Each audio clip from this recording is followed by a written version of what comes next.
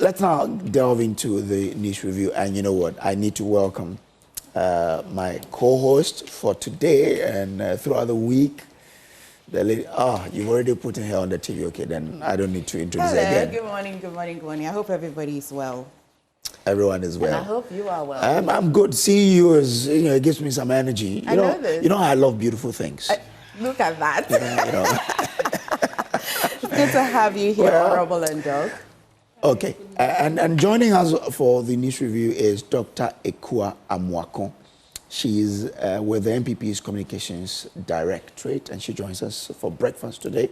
Also, Honorable Mohammed Bataglia is MP for Sisala East. He joins us for breakfast as well. Hi, good morning. Good morning. You mentioned Doc. my name right. For the first time in history, Yes, everybody just calls me Ekua. Strange thing is a Mintefantas. All right. Doc, okay, so as we start, usually we give you 2 minutes for you to tell us what you think is something that you really want to make a point on, and then we delve into what the papers are reporting. What has happened over the weekend, indeed from Friday, so I'm even finding it difficult to decide which one to touch on. Whether it's the violence that was unleashed on us on Saturday, if I'm not wrong, in the name of voting, which is something that is very undemocratic. I was very surprised to see that in 2025. What is more worrying is that after that event, the commentary coming from some members of government has been just nothing short of disappointing. Really? People have tried to justify the event. People have brought up this issue of pepper spray, and it beats my imagination. Do we watch the same video? Is this something that we both see, or they'll see it in a different way? It's clear that a woman was observing an electoral process. She did not provoke anybody, just in their own corner. Not just Honorable Howard Kumsin, our Deputy National Organizer as well, Chris Lloyd. They were not fomenting any trouble. They were just observers during the very contentious polling, and they were mercilessly beaten for no other reason but by being members of the opposition MPP. And I would like to think we've come a long way as a democracy, we've come a long way as a country. A lot of these things have happened before. And indeed, people don't even remember that the boycotts, when the MPP boycotted Parliament at that time, it was because during the general election, because that time it didn't happen at the same time, during the general election, again, under the leadership of... Eduwahin. No, I'm talking about the former president, the president at that time, J.J. Rawlings. A lot of violence was unleashed on the election day, and that was one of the reasons that the party decided to boycott the parliamentary election. Fast forward, we've had way more other incidents of electoral violence. We've all seen what happened at Galamsey Fight. Even the protests, Let My Vote Count, we've seen how much violence the NDC unleashed on us. But I thought that we were in 2025. A lot of things have been put behind us and it will be forgotten. But it seemed that that was not the sentiment of most people in the NDC. I also expected that after they would be surprised or apologetic, but the commentary coming from there is leading us to believe that it was probably planned and intentional. And so we as the MPP would also have to look critically at how we'll be able to protect ourselves, because I don't think anybody, any mother at home or any parents at home would wake up in the morning, feed their child, and let them out to go and be beaten for no reason. It doesn't add to the electoral successes of the party. So it's definitely something we have to look at. So I'll just wish everyone that was injured well this morning. The Vice President has spoken on it. The Minister of Interior has said that they have started investigation. They are monitoring videos, and that the culprit will be brought to book. Is that not satisfying enough? Well, let's see. Because it's not very difficult. Even we have been able to identify all the thugs that were involved in that. We've been able to identify that in a very short time. Before the end of the day, we were able to do that. So I would expect that our security services, with more funding and more expertise in the matter, would have been faster. But it looks, I am seeing a deliberate dragging of feet. And that is why I said earlier that I'm beginning to believe that it didn't just happen. And there was a grand scheme to unleash that violent wave of beatings on members of the MPP, which I think all Ghanaians should wake up and condemn. Because I always like to say this thing, violence is not a special skill, or the ability to unleash violence, it doesn't require much. And so if you push a group into the corner, you might not like the response that you get. And I think it's on record that when we are pushed into the corner in these matters, we are able to regroup really well and essentially put up a good fight. But in the end, it doesn't bode well for our democracy. Especially when there's Akwetia on the horizon. Exactly. It doesn't bode well for our democracy. That's why we decided to disband all vigilante groups and all of that, so that we could move on to a country where the elections are about making decisions, about deciding what you want and about policy, and not about who can unleash the most violence. But I would also like to use this opportunity to tell the NDC that if that's the way they choose to go, I mean, it's not too difficult to meet them on that foot. We are hoping we don't have to, but if people have condemned the statement about you trying to meet them. Oh, so are you suggesting that we just allow ourselves to be battered? So let the securities handle it. Did you see the videos of the election? I saw, policemen yes. standing there helpless. I'll be very careful to walk around this because they were helpless. So I don't know if they were ordered to stand down or they were just outnumbered. So I mean, we cannot send our people. We cannot go into the field and watch on and allow ourselves to be beaten. When we say we'll meet them, we mean we'll protect ourselves. We are never the aggressors in these kinds of situations, neither do we seek to be, but we are also not going to be trampled upon. That's the implication of that statement. Okay. Honorable Bataglia, even though you have your own topic to discuss, but I think that this is something I would want to pick your thought on. I'm sure you saw some of the videos. And in fact, what she said yesterday when I saw, on Friday when we were doing the live program, I didn't really pay much attention to how the police officers were just standing by. I was looking much more on what was happening, especially when our reporter was being beaten and what have you. But yesterday How when is he doing? Sorry. Well, she's okay. She's When I watched how the police could open up freely for the thugs to walk in, I was like, what was that? You're a member of parliament. How worrying was that for you? I mean, the development in Ablekman North on Friday. Good morning to you, Kojo, and good morning to my beautiful sister here, MFA. And of course, good morning to my friend and a beautiful sister, Dr. Moko. I know she's going to set the tone. Please, I know, I have no doubt. I know she's going to set the tone. Before that, I think that let me also see this opportunity just for a minute to express my profound gratitude. I think that first and foremost to the people of Sisala East, saying a very good morning to them for giving this opportunity. And secondly, to also say a big thank you to His Excellency the President of the Republic of Ghana, John Dramani Mahama. He did a great favor to my friend, colleague, and a neighbor, Honorable Adam Soparo, the MP for Sisala West. I think the last 4 names that came as for deputy ministerial positions, he was favored. Okay. I think this is something we need to, apart from thanking God, also express our gratitude to the President for looking down to us as Sisalas. We are more grateful, more grateful. But my dear sister started on a note that is quite worrying to all of us as politicians. And clearly, she indicated a bit of resentment regarding the conduct of many stakeholders, even where she felt so disappointed because the commentary after the incident sounded a bit disappointing. But I also want to have a feeling that we don't just take one part of the commentary. There are several other government officials that also commented at high level that shows disappointment in what has happened. And one other important thing she said that I would want to plead with her, even naturally by her profession, her cause requires that even your worst enemy should treat that person with what? The best of what? Care.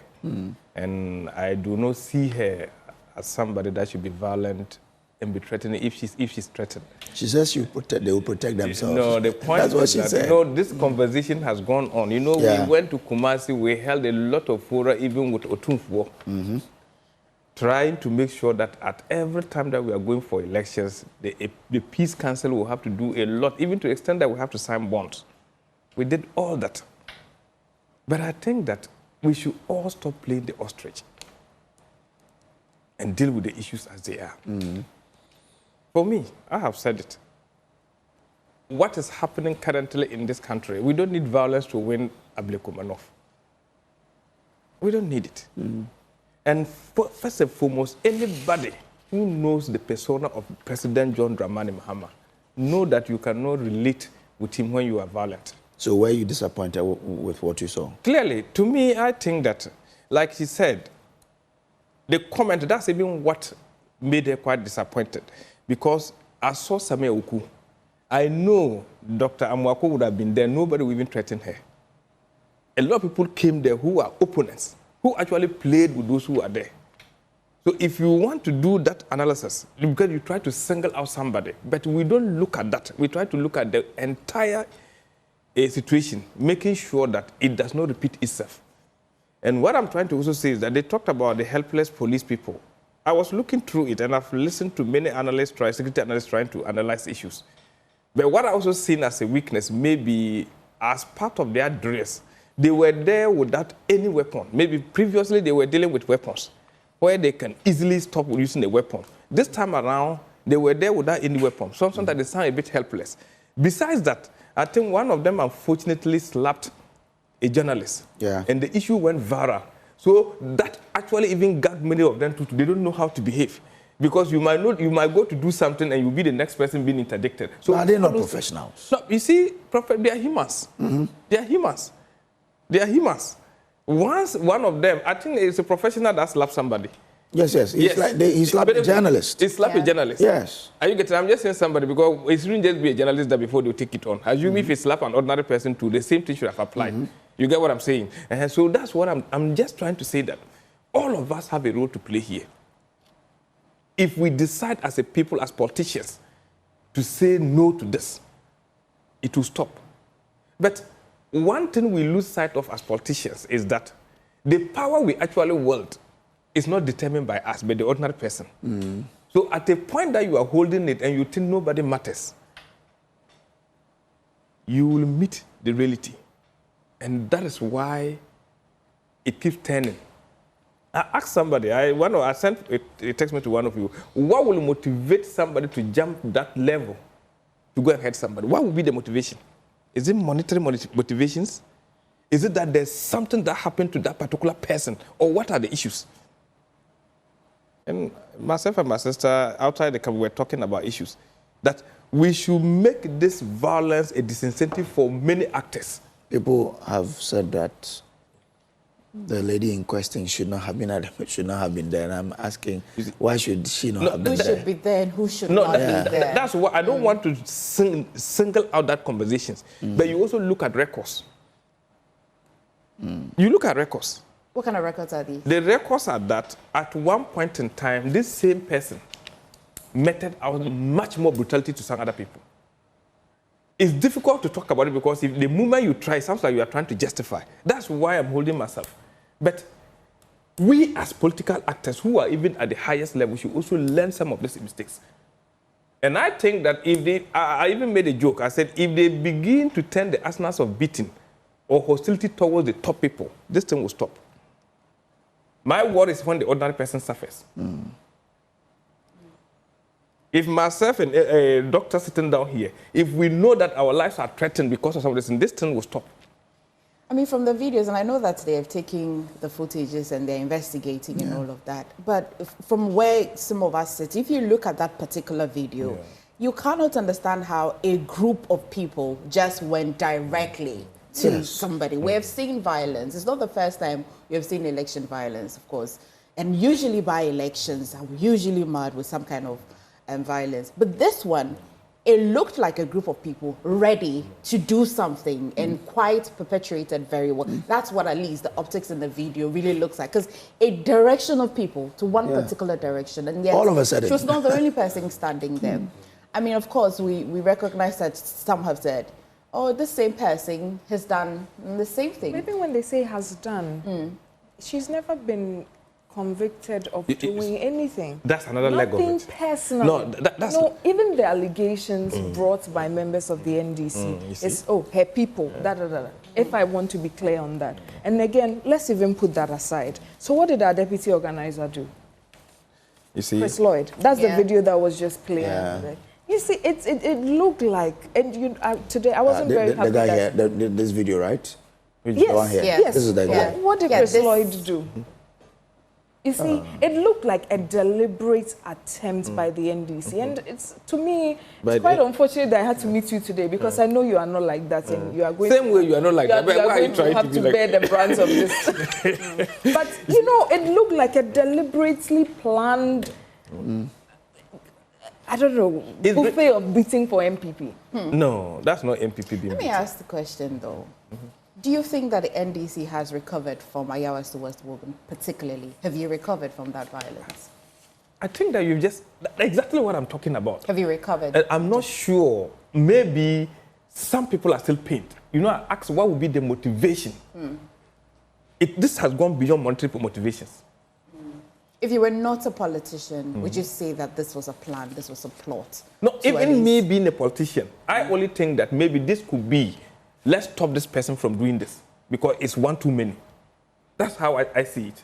Even me being a politician, I just made a statement that if a doctor had been there, I'm not sure the same treatment would be meted out to her. I've seen Sema Uku and Ku interacting and laughing with people there. What does this I've seen miracles. I've seen miracles. What does miracles this mean? Is very loud, yet nobody will touch miracles. In essence, what would this mean? It tells you that if you act in the manner, people have records about you. And people will follow you through when they think that one day you are going to. But Honorable, yeah. I mean, if you think someone has done wrong, does it lie within the power of an individual to take it up? Or there's a lay-down procedure for those issues to be addressed? You're perfect. I think that has always been our challenge in this country. That has always been our challenge. Where we think our systems have been said that they've been weak, that people don't depend on those systems. So people should take it upon themselves? No, I'm not saying people should. I think that we can come out of it. I made a statement here. If we are not playing ostrich and we really want to get this thing sorted out, we'll do it. I can tell you, see, we all sitting down here know very well that we've held several meetings, several conferences, we've done several programs regarding this violence during elections, especially with by-elections. This is not even a by-election. I must say, this is not even a by-election. No. Are you getting this? So we've done several of such. Yet, why are we allowing this to happen? Because people sometimes forget when they have the power. And when you have power, you treat people as if they are nothing. When you are per their perception that nothing, they also treat you same. And I think that's what is happening. But it's very wrong. How do you expect this to be treated? Like, for me, I hear people say investigate perpetrators, like the perpetrators, you should punish them and all of that, prosecute them. How do you want? And again, I'll go back to Ayawa's West Wogan, because then you mentioned that white paper, the recommendations, some of them were not implemented the way the NDC thought that it would have been implemented. How are you expecting this to end? To me, I think that we should be very honest with the issues. Even with the Ayawa and other things, because I'm told now, we've all heard that the report has been submitted for both 2020 and 2024. I don't want it to be treated as NDC report. I want justice to prevail. If any other person that is found culpable of this, the person should be treated according to the laws of this country. Not because the person is wearing some particular coloration. People should be able to separate themselves from the parties. Because if it's not the entire party agenda, because I don't think that NDC can step out and say that we allow people to go and do this. No, I don't say that. Doug, do you believe in this call? And do you believe in the fact that, well, they should be prosecuted, perpetrators should be found, investigated and all? And if you believe in it as well, what do you mean by you want to protect yourself? How would you protect yourself? If I met you at an election, what should I expect? As you can see, I don't look like the type that will be able to do much. But, you know, there's always a way. You know, as I said earlier, The MPP as a political party has existed for a very long time, very, very long time, probably longer than the MPP, if you are going back to all our roots. And we are very used to people trying to oppress us. A lot of the founding fathers of the party were jailed wrongly for no reason several times. We are used to all of those things. And during all of that, we are always able to find ways to protect ourselves so that we can win power legitimately, to be able to execute our plans for the people of Ghana. It's in that same way. I'm just saying, I'm not holding my breath, because looking at this, it is deliberate, it is planned, it was served from the NDC's office. So I cannot expect them to do much about it. I'm waiting to be surprised, but I'm not holding my breath as to anything significant being done. But the party has said it is not from them. What makes you think this is from them? As a journalist also being assaulted, so we had to say that it's planned. We had to think that... No, maybe that was it called? The excesses of it. Yes, collateral damage. But you can see, this is not, it's a fight that broke out and somebody was beaten. In all the cases, it wasn't like that. Really? Yes, I mean, I can't deduce that, Honorable. I was so Westward gone. This is even individuals fighting. I was so Westward gone. It was the state apparatus as against individuals. Honorable, so should we start from Rawlings' time? So you see, should we start from Chirepone, Talents? That is why... If we look at who has perpetuated more election violence, it's always the NDC. We always have to get into a position of protecting ourselves. And again, sometimes there's collateral damage. That is why we decided as a party that let's disband these vigilante groups. Let's allow states to act. But then in this case, we're seeing states like walking around lackadaisically. For me, the worst thing was in the video of our deputy organizer. See, he was standing with the police. Then he was pulled away. But only one police officer tried to intervene. Where are the others? Are they drinking coffee or So the police were part of the conspiracy? Is that what you're saying? I'm not saying that. I'm just describing what I see. The police were walking around. It looks as though they were... Look, this one. See, he's standing there with a lot of police officers. I mean, Chris Lloyd, and he's pulled away to a very short distance away. Is Parliament considering mercilessly intervening in this? I mean, getting the IGP to answer questions? Of course. Parliament will always do anything that will make sure that we have a stable country. And this is inclusive. Okay. So let's, related to this story is a story on page 24 and 25 of the Daily Graphic. It says, we'll deal with political vigilantism, Interior Minister. It says the Ministry of Interior has cautioned citizens against political vigilantism and said it will not hesitate to enforce the Vigilantism and Related Offences Act 2019 to deal with recalcitrant. That's a response to Doc here. Now, the Secretary Minister, Muntaka Mubarak, said that neither the ruling party nor any group will be allowed to perpetrate acts of violence under the guise of vigilantism. But then people from her group will ask you, we disbanded our group, but it looks like you didn't. No. That's what they will say. And it's not just from this, sorry, if I can. Even from the election day, we saw that they did not disband. Where? Oh, did we not see the burning of Damango's EC office? We saw the violence. But they... Honorable Anodon Press constituency. Really? But was that done by we saw pockets of violence by actors who reasonably would be supposed to be would be NDC. No. Anybody looking at this, when even the constituencies that were disputed, the 7 constituencies that were disputed, there are videos of violence, people threatening the presiding officers and telling them, if you don't declare the woman, we'll kill you. Who would have the motivation? But are there evidence to tag them to vigilante groups? Let me tell you. Let me bring in Doc. I'll bring you. Let me bring in Honorable. I'll bring you in.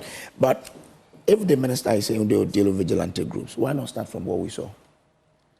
Who told you that he's not starting from there? He got the opportunity to brief the nation. He didn't say that. No, it's a process. He just gave you an indication. Anybody who is found will be dealt with. Are you getting it? Yeah. He didn't tell you that I'm going to start from 2002. No. This is even why he's saying it. He decided to talk about this because something happened. He's telling you that, no, any other person that is involved in this, we are prepared as a nation to make sure that you face the loss of the country. But like I said, let people face genuine loss of the country. Not what we saw, where even at the point, I don't want us to be going back and back because there are many examples. And when we are like that, we will never go forward. I want us to be able to stop somewhere and say that enough is enough. And let's be very candid with ourselves and believe that even if a small group of people are benefiting from this violence, this is not what Ghanaians want. I made a statement and I said that one, for instance, let me even say the 2024 election, we have two leaders seeking to lead this country. That's, I mean, the main ones. Dr. Mahmoud Bawumia and now His Excellency John Dramani Mahama. Look at their persona. Do you see violence in them? No. No. I don't see them to be violent. I don't see them to be people encouraging any violence anywhere. No. So when you are like, for me, I look at the president. What is his aim? What is he seeking to achieve for this country? If he's there to make sure that he leaves legacy footprints, that's what he's there to leave. Not to make sure that this country becomes so stabilized. So that's the focus. And that's why I'm telling everybody, I even told somebody that we don't need to put much effort in Ablekuma to win the election. You don't need to go sweating. Because the indices are proving that clearly, even today, if there's an election in Mansia, the MPP will struggle. I am telling you. If there's an election in Mansia, I didn't see that coming. Today, if there's an election in Mansia, MPP will struggle. So why do you go sweating like this? That's what like, clearly. I'm not saying you won't win, but you struggle. I said you struggle. So those are the issues. So I think that we should begin to live a life. And I told somebody that we got 6.7 million votes. The core base of MPP, sometimes the research will tell us that they are about 4 million. NDC has 4 million. The 1.7 million people are the middle group who want to see this country progress. They are not interested in this kind of violence. Your core group will always be your core group. And we know. So I think that as politicians sitting on this table, we should condemn this in no uncertain terms. But also believe that when we have any debt on us, we shouldn't be showcasing ourselves so much when we trouble. That's the point. That's the point. Hey, then you know some of the people in your administration are also not safe. If we are going by that logic, that if you have debt on you, you should stay away. Then a few of your people will have to hide. I am saying that don't go to where you think that problem can be. But what if that person happened to be an interested party in the activity that's happening? For example, if the face of that person is on the ballot paper. That's a different world game. This is completely different, where a different person, you are moving from a different constituency. Like ABF will tell you that, excuse me, it's early morning. They say if you have cotton under your anus, don't be jumping where there's over fire. When you are jumping, it will catch. And that's actually what happened. Honorable, by this same logic, it will catch so many of your people. I'm not disputing that. So when that fire goes off too, we hope we don't hear something I am telling you that you and me to stop it. And know how to behave. We have because we are having conscious for this. What's so hard about they saying they want to come prepared? They want to protect themselves. What's wrong? Would you not protect yourself? No, you protect yourself in a different form. For instance, when she said come what do you want to determine their protection for them? Let me be honest with you. Doctor told me here and mentioned to the public that they are protecting themselves. But deep down me, I know she's not harmful. Wow. No, deep down me. You hold, what's that thing that you used to see? A microscope? No. You see, she will be saying it. But your body language, I said the body language, normally voice will speak about just 7%. But 93% of your conduct, it shows as who you are. Okay, and that's let's get point. into the papers now, right? That's the point. Yeah, we've already started. We're in the graphic. We try not to be violent, but you can only push somebody so much. Let's stop this. We try not to be violent. It's not something we want. That's why it was a very unpopular decision in the party to disband our vigilante groups. I don't know if you saw the pushback after these incidents. The party people were angry at leadership. Why did you disband these vigilante groups? But as members of the MPP who focus more on getting things done, bread and butter, we agree with Honorable on that matter, that it's not a matter of fighting. Yes. But if you go and you are constantly beating, and throughout your history, there's so much beating, they will arrest you, but there's that. Okay. You have to evolve to be able to play in the match. Statement. Many actors came there from other places, made campaign, nobody attacked them. You know where to go when you have issues. I'm saying if you are using this logic, when power changes and the same thing happens. I'm sure by the time power will change, you slap me. We are preparing for Akotia. Yes. From the lessons from Ablekuma North. Yeah. What must happen as we move into Akotia? Because Akotia is the whole constituency, not 19 polling stations. The MPP has been indicating that, look, we'll protect ourselves. What must we do if you say they shouldn't go that line?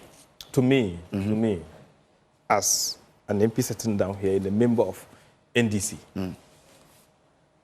the party decides to go contesting Akotia.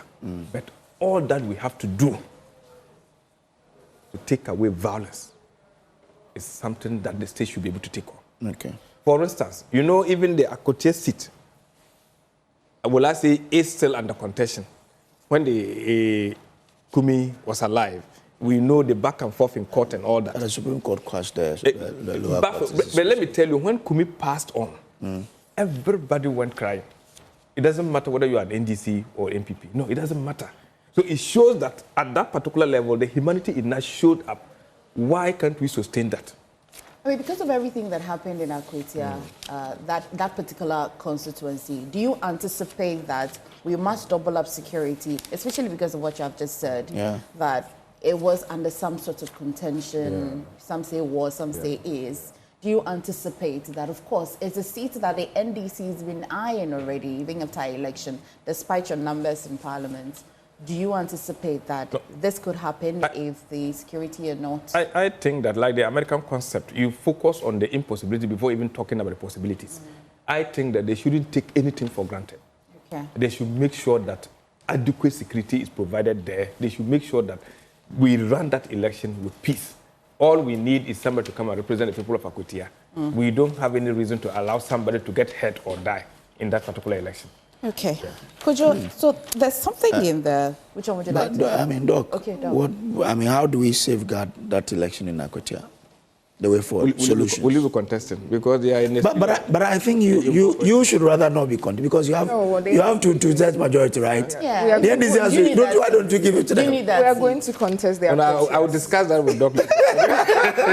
Do you genuinely need that? No, they don't. You see, the two-thirds. decision is not for me to take. It's the party. But if you had your way, if you had the power, To me, I think that, well, if you ask me as a person, the numbers are there. You have to check. There's somebody, when I try mentioning, saying that somebody said the sea still even still take water. That's what they say the sea. But I think that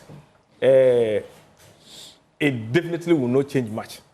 It definitely will not change much. And for me, I think the two-thirds majority that we have in Parliament, we have a very positive president that will not use it for any negative action.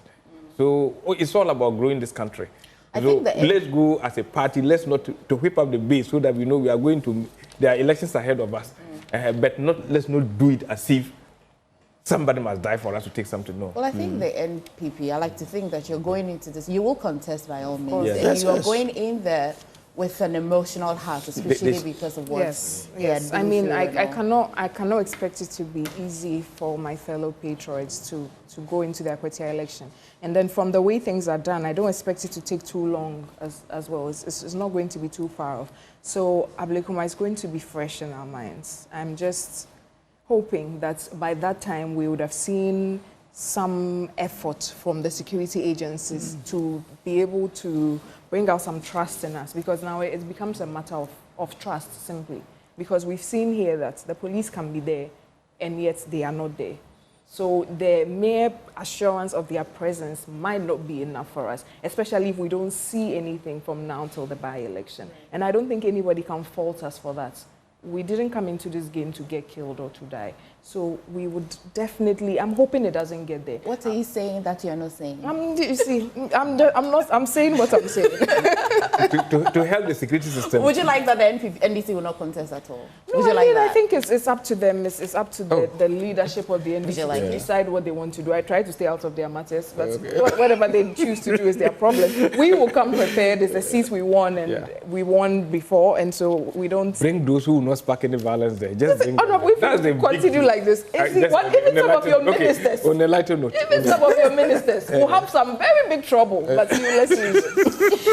Yes, Eva. Right, so this story has my attention. I mean, because what paper is that? The Hulk newspaper. It says that Death Cares is asking a question.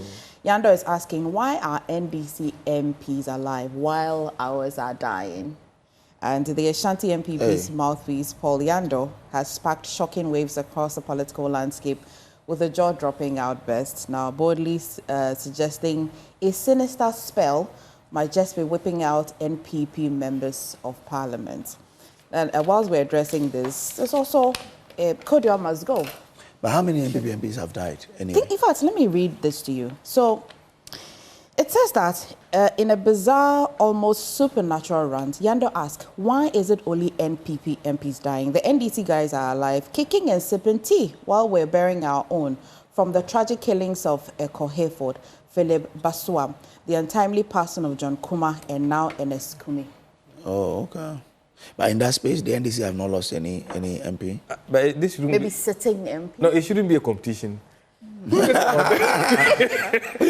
the question could you ask? Is that like a competition? What is that? So I mean, we're trying to see if there's anything sinister as easy drawing our attention. It's just death happening and life happening. And I think life happening. The way he said it is, you know, sometimes things are reported not in the exact way or what he was saying. Like body language is very important. It's something that was said with an undertone of jest, but it's presented here like it was a little serious. For me, is that you see, a lot of things are happening in our party now. We are in the process of rebuilding. We set dates for our election, and so there's a lot of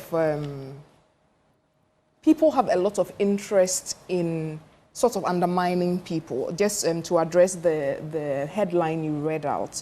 Because and it's becoming a deliberate thing. To me, as a young person in the party, I find it worrying.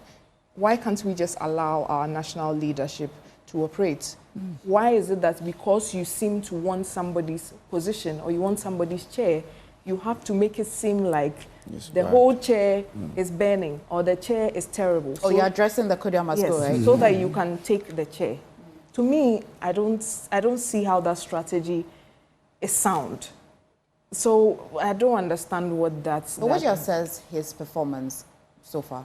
I think he's been... See, first, we have to learn as a party to allow people to grow in their roles.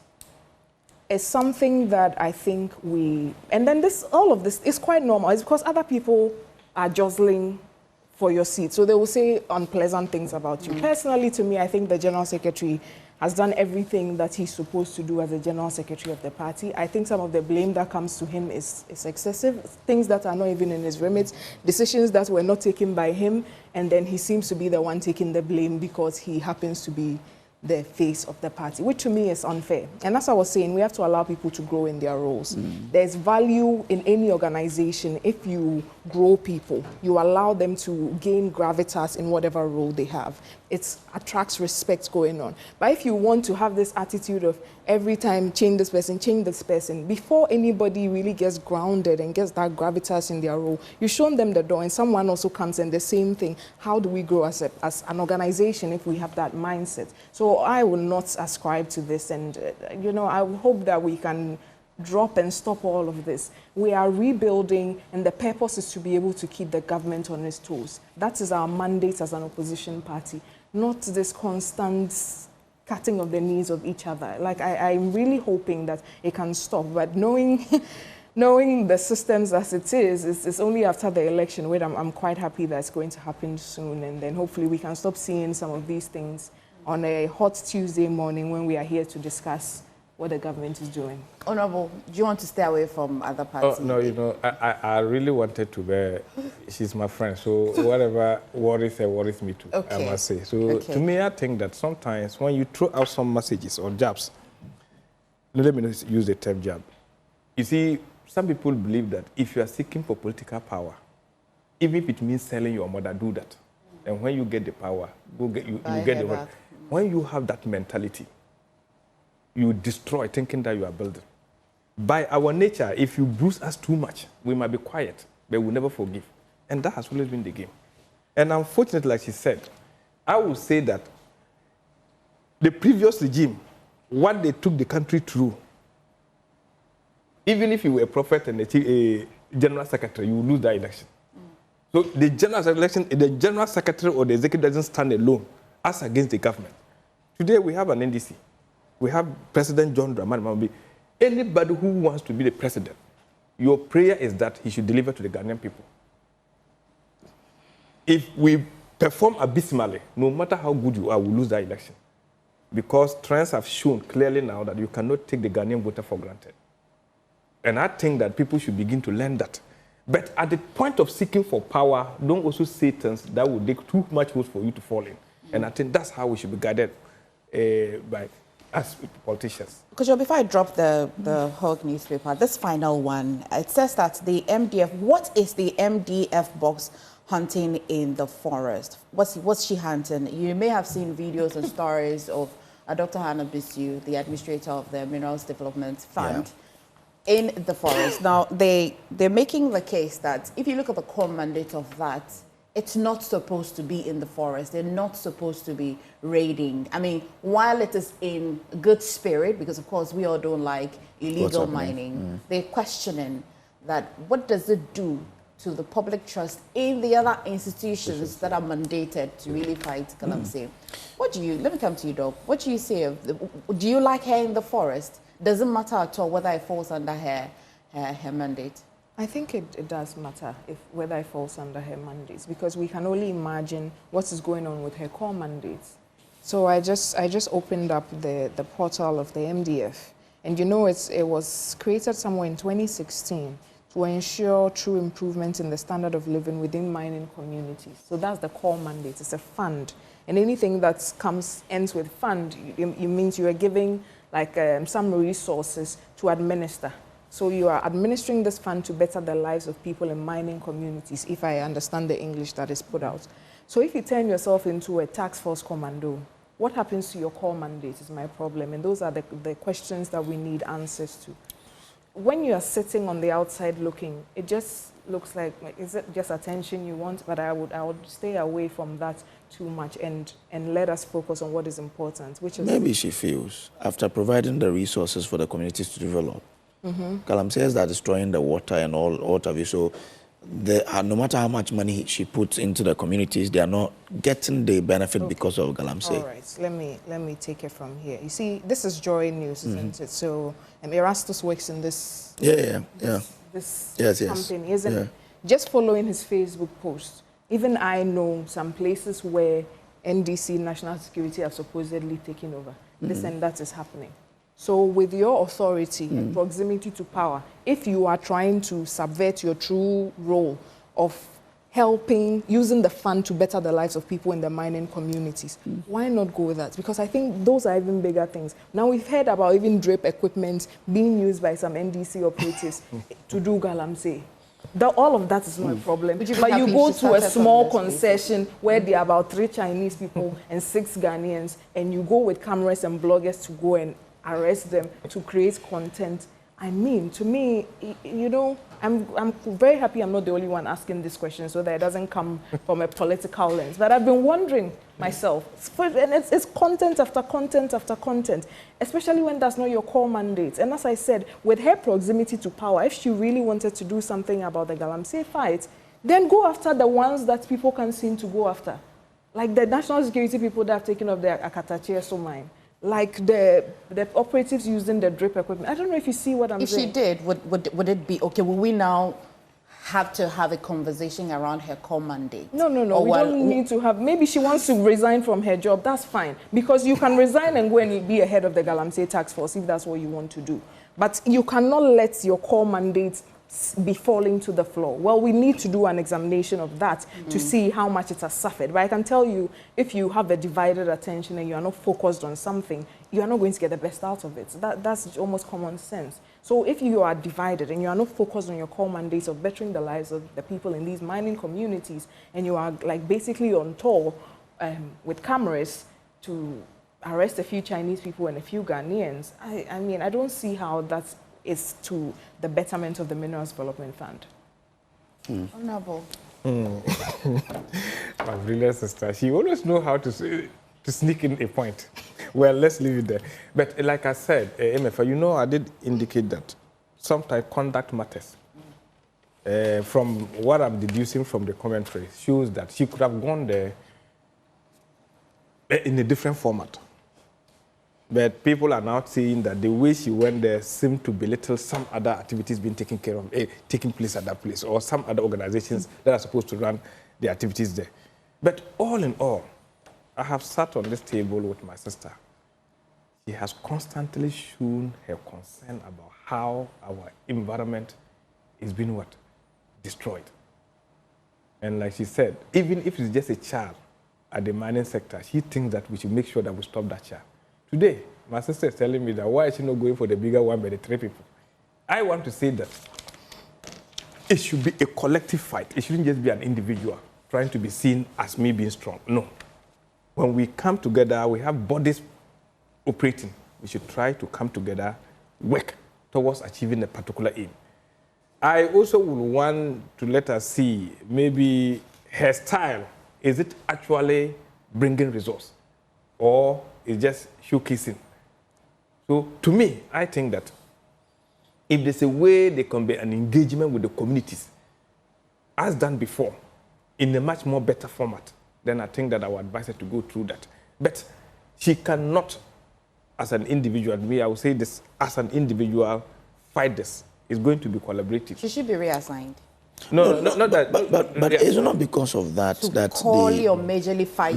You know, the Ministry of Lands and Natural Resources has now set up a secretariat. Exactly. So for addressing, is that not in response of that? That no, we don't want individuals to be. He says the reason they set it up is that the uncoordinated way people are going about it. Is that not a response to say, look, mind your business? Yeah, that's simply what I'm trying to say. I'm just saying. Oh, okay. So she's being told to mind her business. Who to mind what business? No, I just think that we should operate within. No, we should operate within the cycle because sometimes things. What she has done has been able to give us another sense of thinking. Is that not it? So what we can only do is to be able to incorporate that so that there can be collaboration. She has incorporate something, what? her actions to the general picture.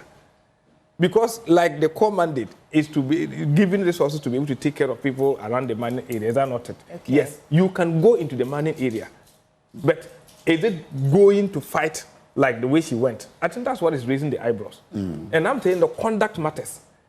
Okay. Conduct matters. She could have equally gone to that place, but not in the format she went into. No, they are asking what is she doing in the forest? What is she fighting? It's not part of her legally you can go to the forest to observe for yourself, even understand what is happening around the where the fund is going. You can go to the forest to observe. Really? But what you do in the forest is where the challenge is.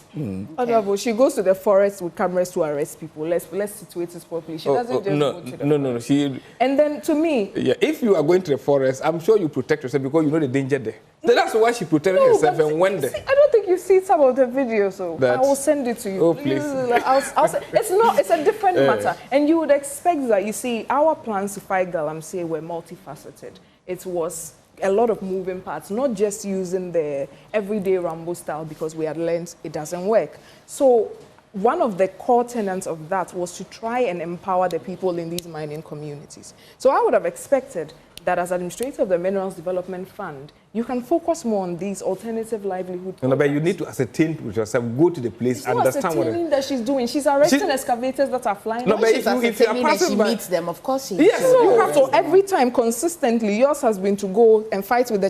There was a video of her arguing with the Chinese person she had arrested or something like that. No, she was telling the Chinese that you have destroyed water, but you want water. Give me back the water. Yes, that's it. She was right. She was right. She was right. We are not condemning her actions. We are situating her actions within her mandate. Okay. So if it was a member of the task force or a leader of the task force who was going to arrest once, it's okay. Every 2-3 days, it's another thing. Then you go and arrest excavators and the excavators fly away. Her role is likely to be in the forest anyway for ascertain. And because of the way common illegal mining is, she's likely to stumble on illegal miners anytime. Do you even see the way the videos are tagged when she goes on? It's not a stumble. It's an operation that she's going on. Then you go and arrest the excavators, knowing it is not in your mandate to be able to retain these excavators. And they fly away. Then you come and say, how do they fly away? And tell Ghanaians about you refer the excavators to the right. She said she went to take 40 or so, and she came back and was left with 7. 7. If I'm not wrong. So yes, number one, you are going above and beyond what it is yours to do. So it's not surprising the excavators are flying away. And I saw one of our MPs also post a very, very good question to her that I'm also waiting if we can get a response. Because you can't just tell us that. We need more information. Where did you keep it? Blah, blah, blah. It raises a lot of eyebrows and questions. If the police or the military, Operation Halt, Galamsey, they've been doing this for some time. Even though I am of the opinion that if you just try arresting people, it will not do anything. You arrest them a few days, they are out, they are back in the pits. We've seen videos of these Galamseyers telling us themselves that it doesn't matter how many times you arrest them, they'll come and do the same thing. So obviously using just that approach, it will not work. So you have a mandate that allows you to be able to expand this so that we can see more results. She's doing that. And we are in not addition seeing to that, she's doing that. Okay, we are not seeing that. We want to see videos those of that. Those things are not on camera. So all right. Let's move on to your papers. You have Daily Guide in front of you. Which other story? Daily Guide, RNAQ Foundation rolls out food bank projects. That's laudable. Opariado represents Ghana Global Citizens Summit. Capital Bank collapse. Atoisian a scapegoat. Okay, John Appiah. NPP bans campaign posters ahead of delegates conference. Honorable Joe Osei-Wusu. BOG spent $1.4 billion on forex intervention. IMF. Dr. Siam, I think that would be the most interesting. Okay. Because we were told by the governor of the Bank of Ghana that it was an artificial. And, you know, I'm not a finance person, so I'll not want to delve deeply into it. But when this matter started, a lot of our good economists and our finance people indeed came out to say that this was artificial manipulation. And I think finally the chickens have come home to roost with IMF coming out. And you see, we're in an IMF program, but it's so typical of the NDC to be masters of spin that they want to spin everything, even knowing that eventually it was going to crash on them like it has now. Because the IMF is saying, latest reports by the International Monetary Fund has revealed that the Bank of Ghana sold $1.4 billion in forex market in the first quarter of 2025. The country's report shows a sharp increase in the $1 billion the bank injected in the forex market in 2023, rising further to $3 billion in 2024, with $2 billion sold in the fourth quarter in the lead up to the 2024 general election.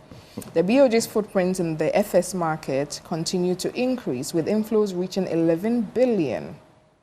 That's interesting.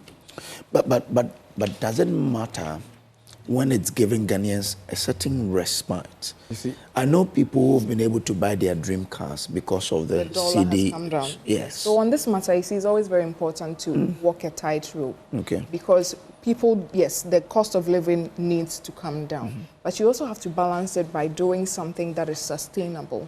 So you run out of FX to pump into the market, and then the CD goes back to its sort of rightful position. Then we've only enjoyed about 4 or 5 months of respite, when we could have put in measures, or we expect that the government will put in measures that are more sustainable. So those are the things we have to balance. And to me, it's the hypocrisy and the lies.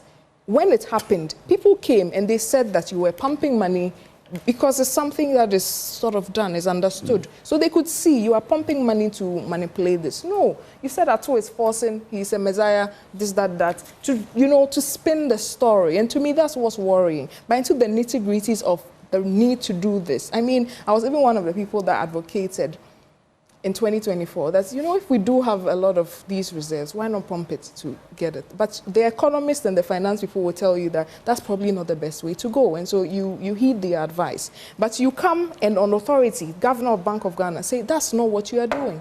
Then just like less than a month after, IMF comes to say, sorry, Mr. Governor, that's exactly what you are doing. It is worrying as leaders leading very key institutions in this country. Can we take your word for anything you say now? I don't think so.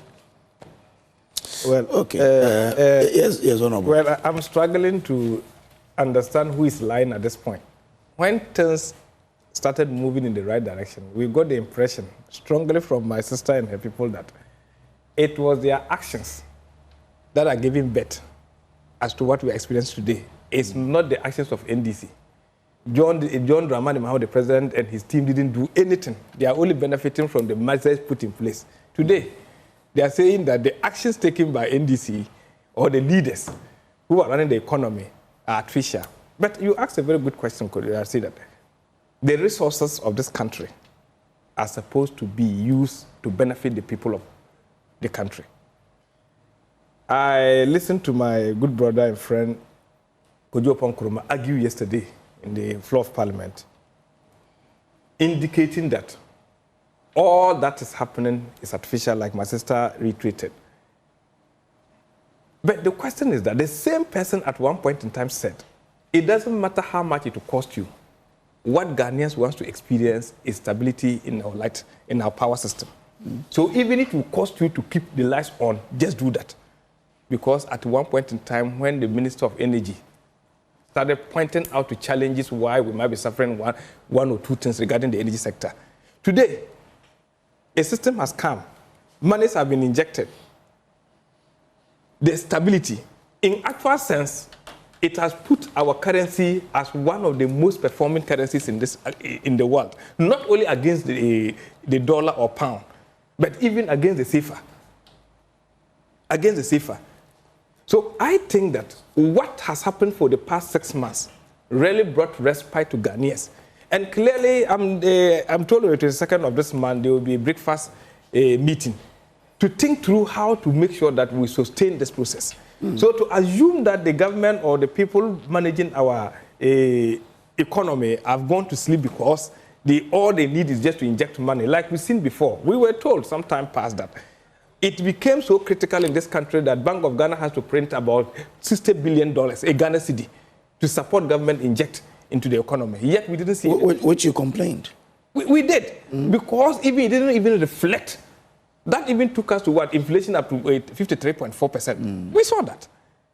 Today, every indices is showing that, we are cruising smoothly. We are giving Ghanaians. Even the IMF is projecting that even if the dollar will go high, it will go to 12.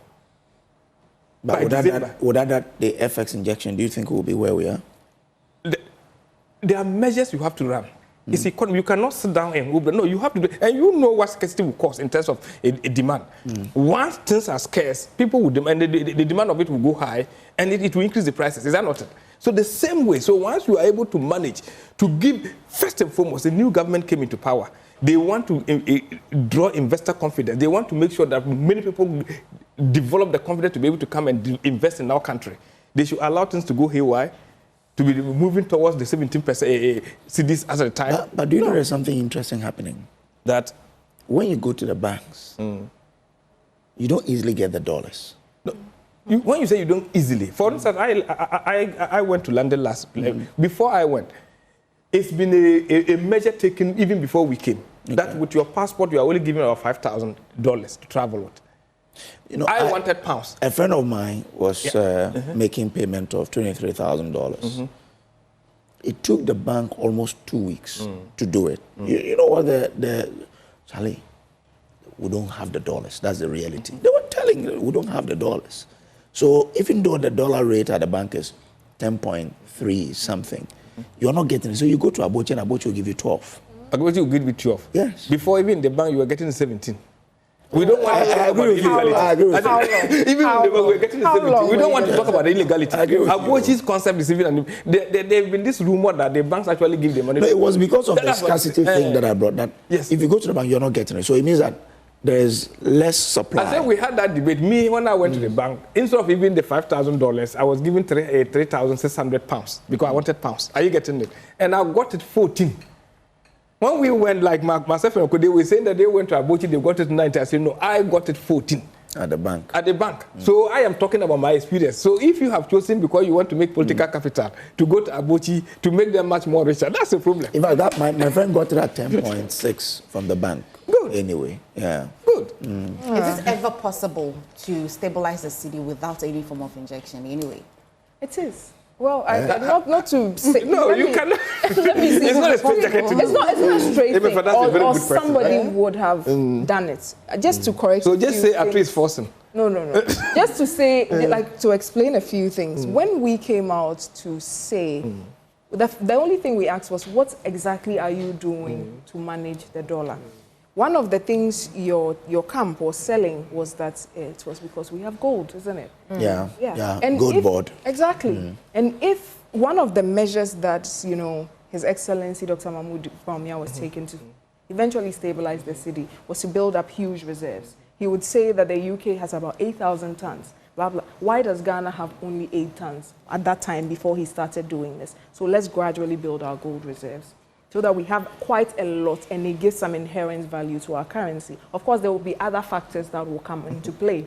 So when you came into government, you did inherit some significant reserves, which you cannot dispute. And so the position of the MPP has never been that it was us. You were in government, you held ultimate responsibility. If anything was going wrong, we would have blamed you heavily. So we did not take responsibility for Maybe that. you didn't. What we were saying, maybe that you were not really understanding. No, we What understood we were clearly. saying was that if you cannot talk about this matter without talking about the significant gold reserves we left you. No, we spoke about the goal. Even And then talking about how the some of our country people- lost. Some of our people also told you that you were just injecting money because they are experts in that field. They saw what you were doing. You came out and called them names. No. You said they were lying. As for this Even the expected- bank, the governor said it is not so. And now we see that it is so. So it's just a break of confidence in that way. See, this is not something new. It's injecting dollars into the market to stay. It's something that has been happening probably before I was born. And Ghana being the city, being the best performing currency, is also something that is not new or that has just happened because the NDC has magically come back into government. I'm reading a post from Bloomberg in 2020, and the cedi was the best performing currency. Yeah, for how long? So, it's always so we'll also wait and see how long yours lasts. Well, even though you are praying that we should crash. No. Yeah, I cannot pray that you crash. We all like nice things. All right. Oh, great. We are grateful to you for spending your morning with us here on the show. But maybe just about wrapping up, you have concluding remarks you want to give, and then we can. I think he can do his. We have to cross over to a certain meeting. That's why. Okay. Yeah. For me, I think that it's a time to remember a very wonderful personality that passed through the circles of this country, Professor John Fifi Atamias. Clearly, he's somebody who epitomized humility, integrity, and discipline. It's been 13 years already. Yes, 13 years. And I think that we all, as a country, should commemorate this day. And I applaud the organizers with a series of lectures that will tell the world what he stood for. And I'm sure this country has never regretted him passing through as a leader at various stages. I have, at the time, I served as an administrative liaison officer at the Office of the President. And you want to be having the opportunity to sit with him and listen to him speak wisdom, because he stood and reflected the nature of the Ghanaian. He made politics so simple without any acrimony. I am sure myself and my sister or my good friend, that's what we are all aiming at, making sure that this country becomes peaceful, that we can disagree, but not sounding so disagreeable that could bring about bruises. Yeah. Trust me, I am sure we are in the good hands. John Dramani Mahama is reflecting same, if not more, that this country will always be at peace, stability will come, growth will come, development will come, and my sister will be happy as she likes good things. So we'll give you the good things so that you don't even have to worry going to Okotiagi. Look, briefly. Oh, I think I'll just add to his that we hope that our former president continues to rest in peace. He was a good man. And Yeah, sure. It's not much you can say. Okay. All right. Thank you very much. That's Dr. Ekua Amwakon, MPP Communications Directorate member, and also Honorable Mohammed Bataglia, MP for Sisala East.